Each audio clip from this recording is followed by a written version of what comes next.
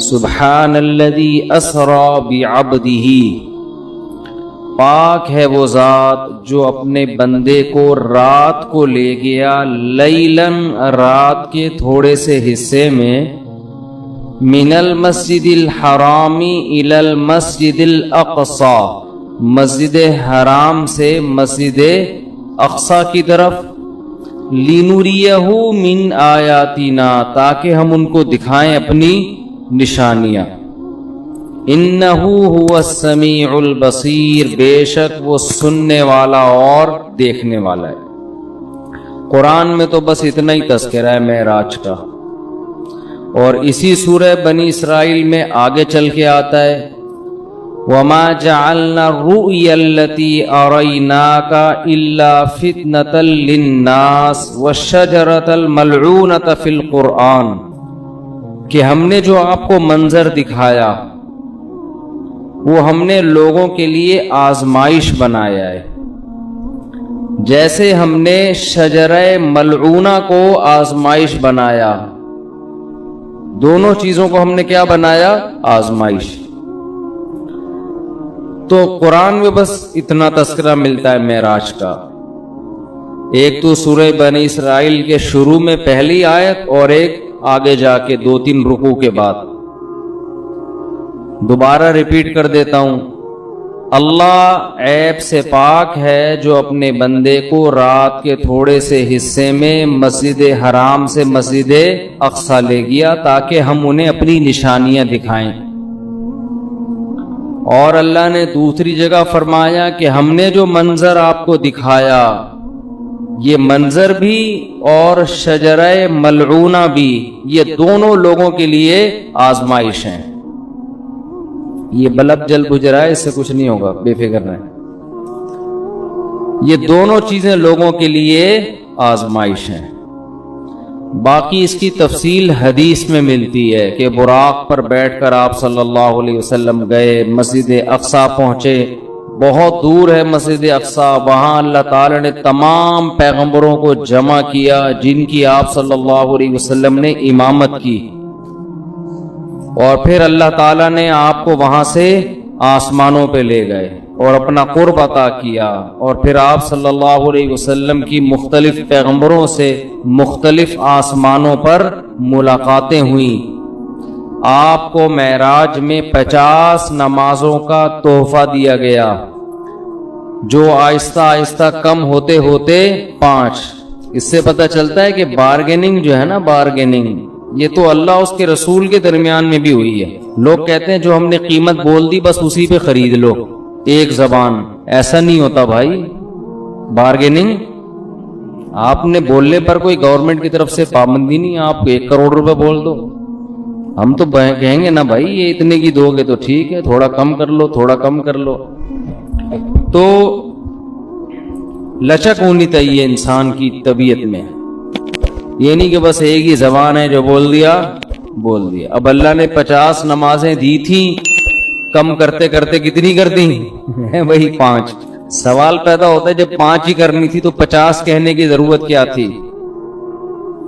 یہ ایسا ہی ہے جیسے اللہ تعالیٰ قرآن میں بعض دفعہ مشکل احکام دیتے ہیں لیکن ابھی صحابہ نے عمل کیا نہیں ہوتا کہ اس کو منسوخ کر دیتے ہیں، ایسا بھی ہوا ہے قرآن میں۔ یہ بتانے کے لیے کہ اصل تو ہم یہ حکم دینا چاہتے تھے مگر تمہاری رعایت میں ہم اپنے حکم کو چینج کر رہے ہیں۔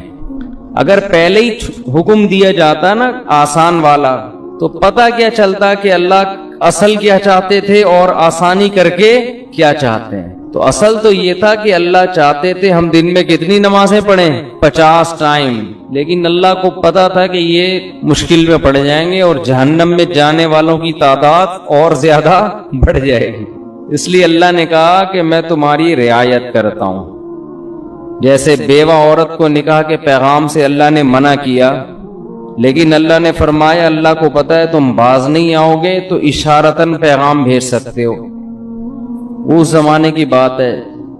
تو اسی طرح قرآن میں آتا ہے کہ ہم حکم دے رہے ہیں کہ جب نبی کی محفل میں جاؤ تو پہلے کچھ صدقہ دیا کرو، پھر اللہ نے فرمایا ااشفقتم ان تقدموا بین یدی نجواکم صدقہ، تم ڈرتے ہو کہ ہر چیز میں پہلے صدقہ دینا پڑے گا، چلو معاف کیا، نہیں دو صدقہ، ٹھیک ہے نا۔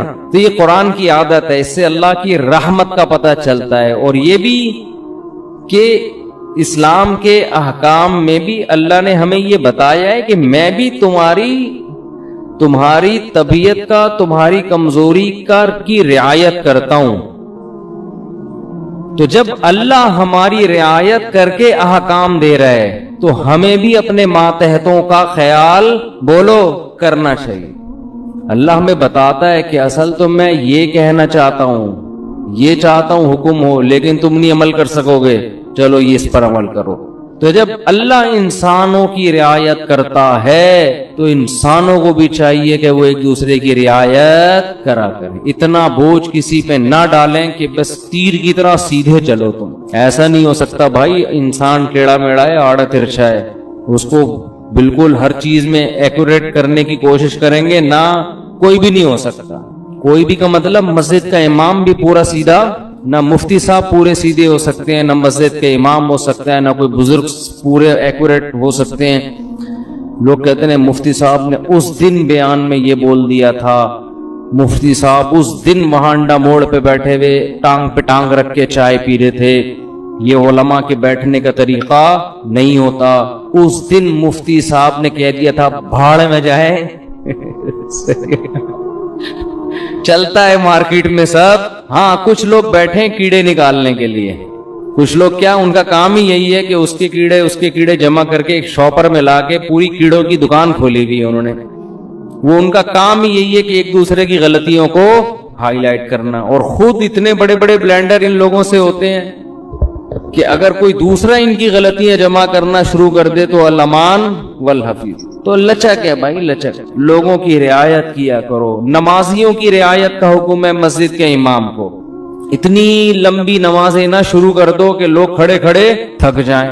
حضرت معاذ تھے، حضرت جابر بن عبداللہ، انہوں نے اتنی لمبی عشاء کی نمازیں پڑھانا شروع کر دی، سورہ بقرہ پڑھتے تھے پوری اس میں نا۔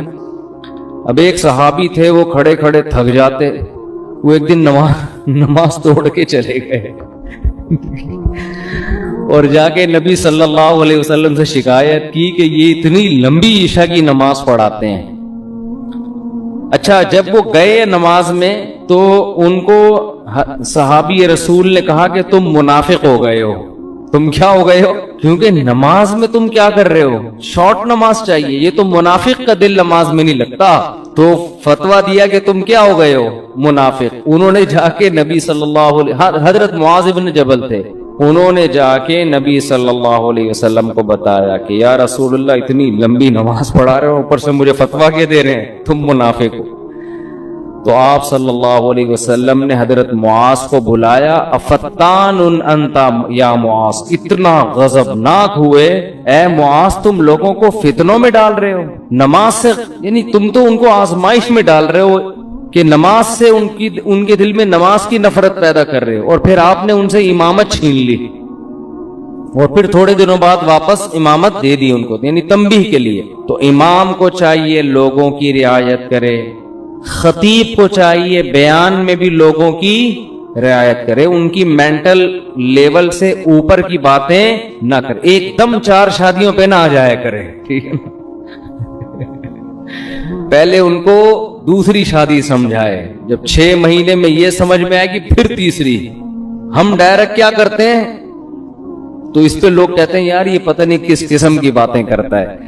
تو جو جنگ میں کمانڈر ہے اس کو چاہیے وہ اپنے فوجیوں کی رعایت کرے، آپ اپنے ماتحتوں کی رعایت کرو۔ بیمار ہے، ہمارے استاذ نے ایک بڑا اچھا اصول بنایا، ہم جامعۃ الرشید میں تھے، انہوں نے فرمایا کہ کوئی طالب علم اگر آ کے یہ کہتا ہے کہ میری طبیعت خراب ہے، مجھے چھٹی چاہیے، تو چھٹی اس کو فوراً دے دو۔